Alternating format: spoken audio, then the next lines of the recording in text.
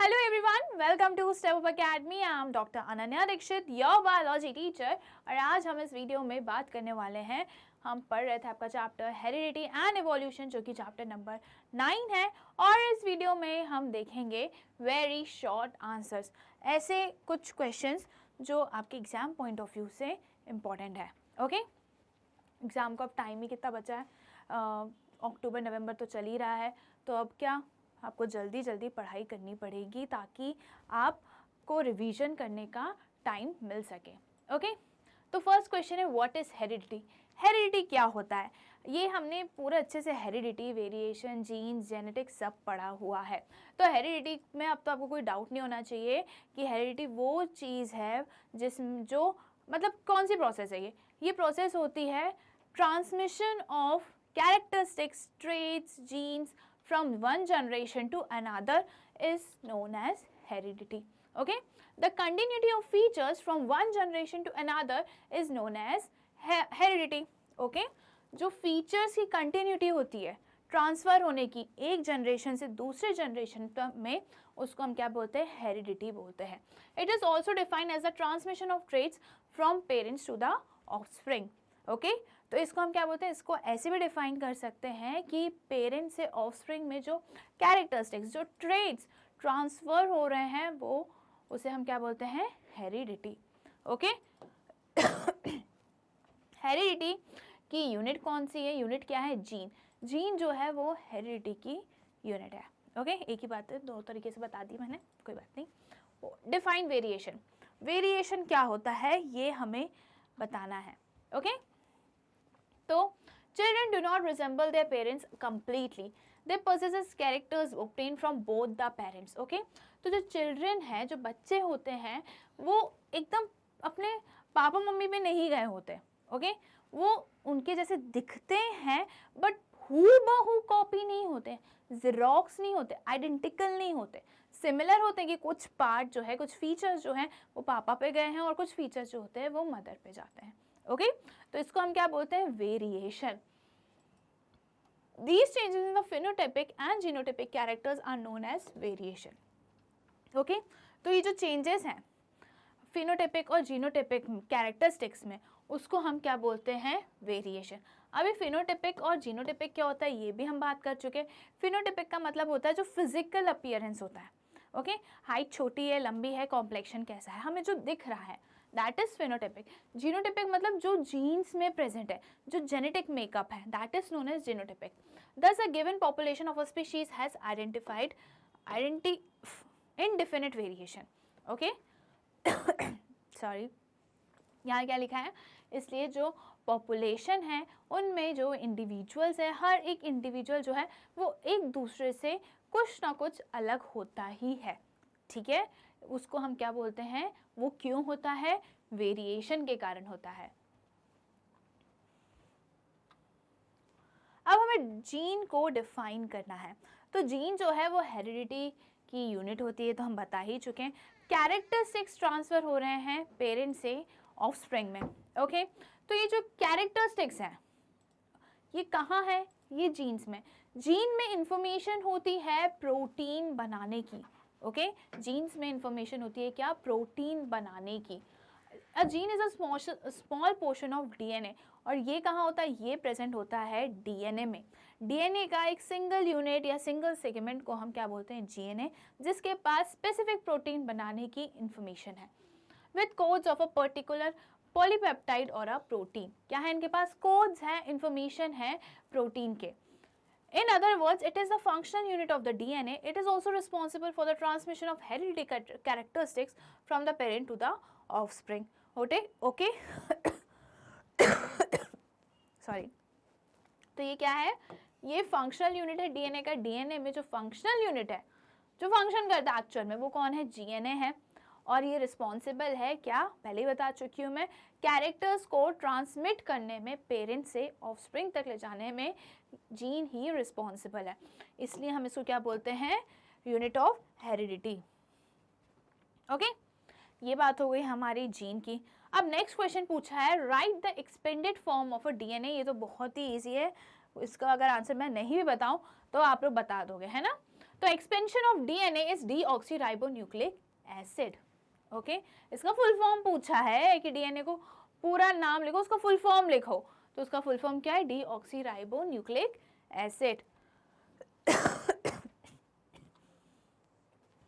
आप बोलोगे मैम इतने सिंपल क्वेश्चंस आप सॉल्व करवा रहे हो, क्या है हम सबको पता होता है, पर 1% बच्चे होते हैं जिनको नहीं पता होता, तो उनके लिए ना ये सिंपल क्वेश्चंस जो हैं वो हम रख लेते हैं।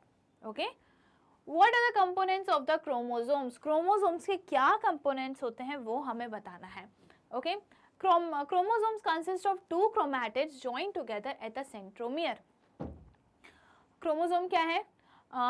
क्रोमोसोम के कंपोनेंट्स क्या है? क्रोमोसोम होते हैं, ओके सॉरी क्रोमैटिन होते हैं जो सेंट्रोमियर से अटैच होते हैं। ओके, ये क्रोमोसोम है एक और ये दूसरा क्रोमोसोम है, और ये कहाँ अटैच होता है? सेंट्रोमियर में। इसको क्या बोलते हैं हम? सेंट्रोमियर। ठीक है, तो 2 क्रोमैटिड हो गए, एक क्रोमैटिड ये हो गया और दूसरा ये हो गया, और ये जो सेंटर में एक दूसरे से जुड़े हुए हैं इसको हम क्या बोलते हैं? Centromere. The chromatid consists of the DNA material over small protein molecules called histone. ठीक है, तो क्रोमोसोम में क्या होता है? डीएनए होता है, ये हमें पता है। डीएनए जो होता है, जो क्रोमैटिड होता है, क्रोमोसोम जो है, क्रोमैटिड जब कंडेंस हो जाता है तो हमें क्रोमोसोम देखने को मिलता है। ओके, तो ये जो क्रोमैटिड है ना, ये जो क्रोमैटिड है, क्रोमैटिड के पास क्या है? डीएनए है।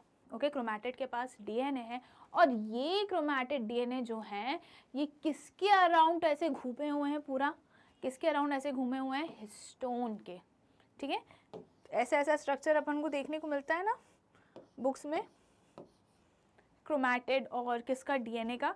तो जो क्रोमोसोम है वो कंडेंस्ड हमें कब देखने को मिलते हैं? सेल डिवीजन के टाइम पे देखने को मिलते हैं, जब क्रोमैटिन जो है वो कंडेंस हो जाता है। क्रोमोसोम्स बने हैं क्रोमैटिड से, क्रोमैटिड में होता है डीएनए, और ये जो चीज़ है, ये जो क्रोमैटिड है, ये किसके अराउंड ऐसे ऐसे घूमा हुआ है? ये स्मॉल प्रोटीन मॉलिक्यूल हिस्टोन के सराउंडिंग में ऐसे ऐसे घुमा हुआ है, वाउंडेड है, वाउंडेड नहीं, वाउंड है। तो क्यों ज़रूरी है? ये इसलिए ज़रूरी है, अगर हिस्टोन नहीं होगा तो डीएनए का साइज़ जो है, क्रोमैटिड का साइज़ जो है वो बहुत बड़ा होता है, तो वो उसको हम क्या वो स्पेस रहेगी ना बहुत बड़ा, ये तो इसलिए उसको क्या वाउंड होना ज़रूरी है। Now who is known as a father of genetics? Genetics के फादर कौन है? ये भी सबको पता है, ग्रेगोर मेंडल है। तो क्या नाम है इनका? Gregor Johann Mendel is known as the father of genetics.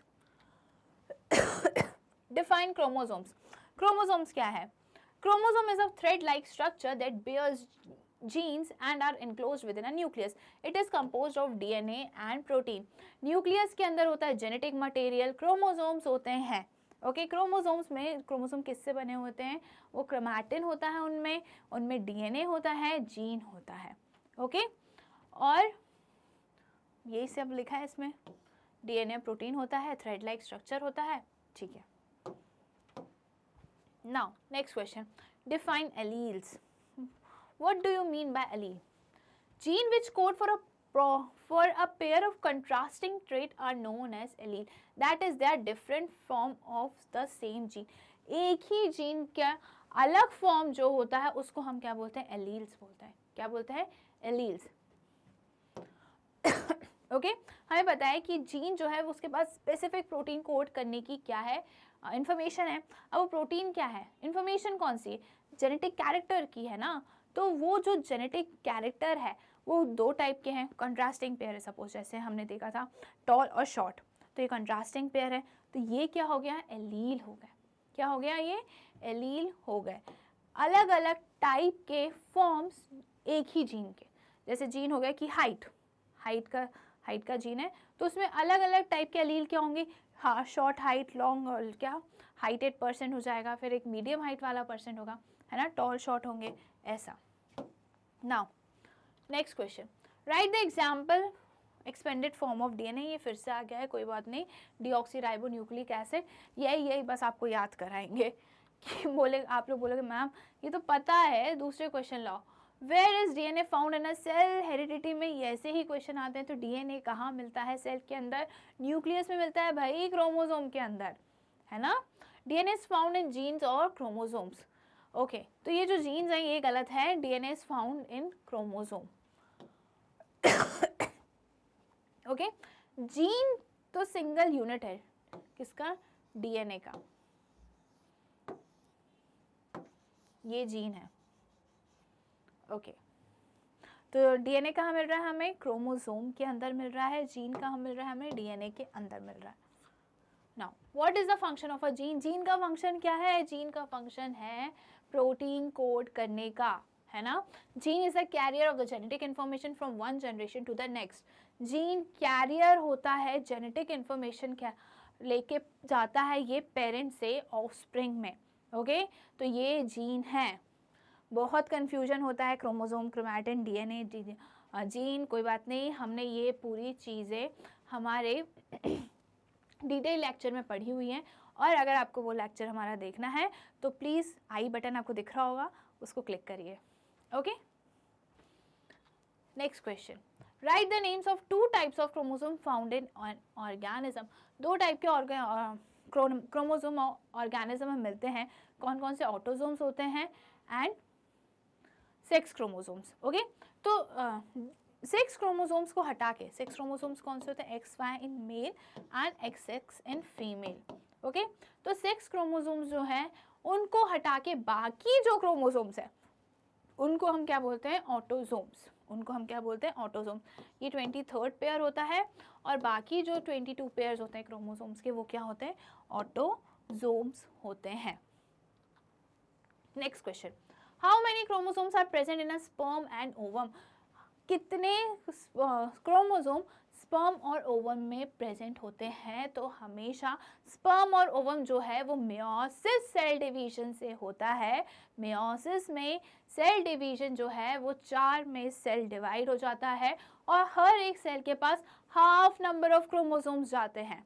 Okay, तो जैसे सेल के पास, ह्यूमन सेल के पास कितने क्रोमोसोम्स है, 46 क्रोमोसोम है, तो स्पर्म और ओवम में 23 क्रोमोसोम्स रहेंगे। ओके, अब इसका हम आंसर भी देख लेते हैं एक बार। Sperm and ovum has 23 chromosomes each. Now what is a sex chromosome. Sex chromosome वो क्रोमोसोम्स होते हैं जो सेक्स डिटरमाइन करते हैं फीटस का, जो चिल्ड्रन का सेक्स डिटर्मिनेशन करते हैं कि ये जो फीटस है ये गर्ल होगा या फीमेल होगी, सॉरी गर्ल होगा या बॉय होगा, तो वो सेक्स क्रोमोसोम ही डिटरमाइन करता है।